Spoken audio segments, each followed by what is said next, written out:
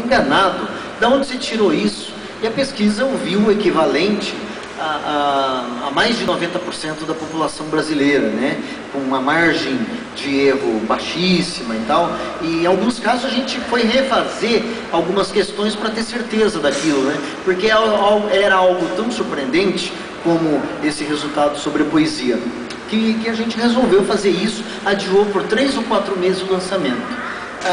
Mas o audiolivro, e alguns editores falavam, não, você está dizendo que um determinado percentual, se eu não me engano, 3%, 4% da população lê livros, na verdade escuta livros, não tem isso. E aí às vezes eu contava, eu falava, não, tem uns malucos, eu mesmo sou um caso desse, que às vezes no trânsito, e estava morando em Brasília na época, demorava só 10 minutos para chegar onde eu morava até o trabalho, mas enquanto isso eu ouvia, eu colocava lá um poema, colocava uma crônica e tal. Ao final de alguns dias, indo almoçar ou voltando para casa no final do dia, eu tinha ouvido um livro ou dois. E claro que eu leio o livro no papel também, né? Mas eu fazia isso e tal. E os editores não acreditavam que isso pudesse acontecer. Bom, daí a pouco começaram a surgir algumas editoras especializadas no audiolivro.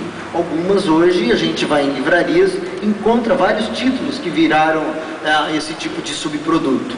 A poesia foi, então, um dado também que surpreendeu muita gente na ocasião, principalmente os editores que deixaram já algum tempo de apostar na publicação desse gênero, dizendo que ninguém comprava, ninguém se interessava e ninguém lia poesia. Aí de repente, Rinaldo, a poesia aparece lá entre os 4, 5 gêneros que os brasileiros dizem que mais gostam de ler. Como é que será isso? É evidente que isso acontece, a gente tem que dizer isso também, porque há uma forte presença do autor criança, do autor adolescente e do autor aí que está na faixa da juventude que lê. Mas ela está presente em todas as faixas etárias de alguma maneira. Entre os adolescentes, principalmente porque as escolas trabalham muito poesia, mas eles falam dos autores que eles leem, e em poetas bons.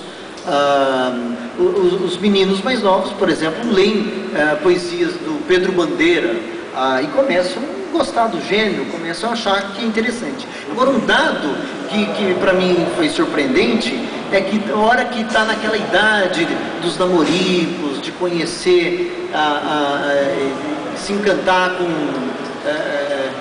pro amor, se começar outras relações e tal, a meninada começa também a se encantar com a poesia. Aí lê poesia, escreve poesia e curte. Isso fez com que os índices aumentassem muito.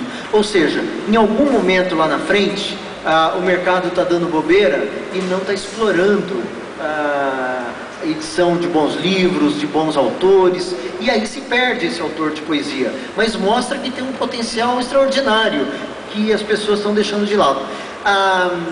De lá para cá, alguns editores começaram a olhar um pouco mais para esses números e perceber que pode ser um nicho interessante do mercado.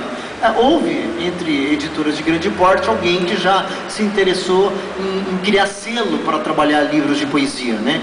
Então, de alguma maneira, começa a repercutir e dar algum tipo de contribuição. Esse foi o dado que eu diria, além de mais revelador, mais encantador, que eu acho que esse estudo trouxe. Porque, preciso confessar, esse negócio de pesquisa, de estatística, é uma coisa muito chata, né?